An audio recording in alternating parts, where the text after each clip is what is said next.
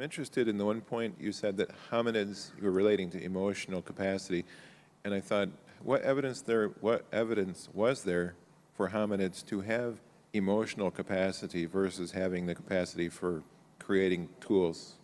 What does that mean? Well, that's a great question. There is some evidence, for example, that Neanderthals buried their dead. And so that would be one instance where you could argue that there's some emotional capacity within Neanderthals.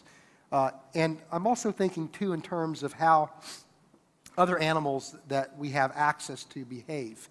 You know, and for example, you know, we all have household pets that seem to have some emotional capability. They seem to be distraught. They are capable of showing some bonding, you know, not only with others, but with us as humans. They seem to mourn. They seem to be happy and joyful. So from that standpoint, I would argue that it only serves a reason that these other hominids would engage in that type of behavior.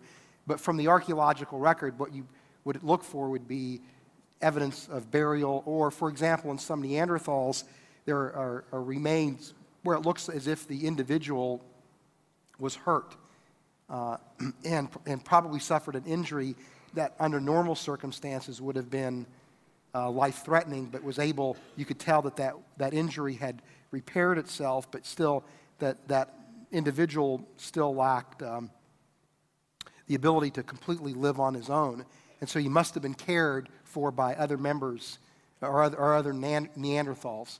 And so those would be examples where the evidence indicates that, at least with Neanderthals, that there was some level of emotional capacity.